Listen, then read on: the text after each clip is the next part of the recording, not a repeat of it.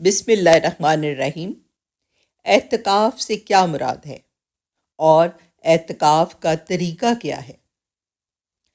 اعتکاف عربی زبان کا لفظ ہے جس کے معنی ٹھہر جانے اور خود کو روک لینے کے ہیں۔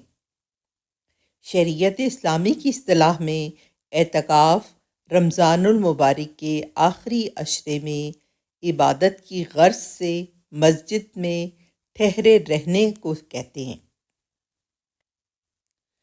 آپ صلی اللہ علیہ وآلہ وسلم کے بعد آپ کی ازواج مطہرات نے بھی اعتکاف کیا۔ حضرت ابو ہریرہ رضی اللہ تعالیٰ عنہ سے مروی ہے کہ حضور نبی اکرم صلی اللہ علیہ وآلہ وسلم ہر سال رمضان المبارک میں 10 دن اعتکاف فرمایا کرتے تھے، اور جس سال آپ صلی اللہ علیہ وآلہ وسلم کا وصال مبارک ہوا، اس سال آپ صلی اللہ علیہ وآلہ وسلم نے 20 دن اعتکاف کیا۔ حضرت عبداللہ بن عمر رضی اللہ تعالیٰ عنہم بیان کرتے ہیں کہ رسول اللہ صلی اللہ علیہ وآلہ وسلم رمضان کے آخری عشرے میں اعتکاف کیا کرتے تھے۔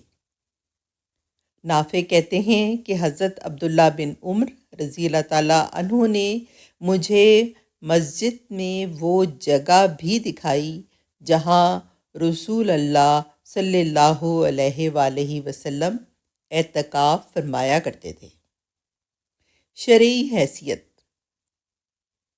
رمضان المبارک کے آخری عشرے کا اعتکاف مسنون ہے۔ اسے فقہی اعتبار سے سنت موقدہ کہا جاتا ہے، یعنی پورے شہر میں سے کسی ایک نے کر لیا تو سب کی طرف سے ادا ہو جائے گا، اور اگر کسی ایک نے بھی نہ کیا تو سبھی گناہ گار ہوں گے۔ رمضان کے سنت اعتکاف کا وقت 20واں روزہ پورا ہونے کے بعد غروب آفتاب سے شروع ہوتا ہے اور عید کا چاند نظر آنے تک رہتا ہے۔ معتکف کو چاہیے کہ وہ 20ویں دن غروب آفتاب سے پہلے اعتکاف والی جگہ پہنچ جائے۔ اعتکاف کب ٹوٹ جاتا ہے؟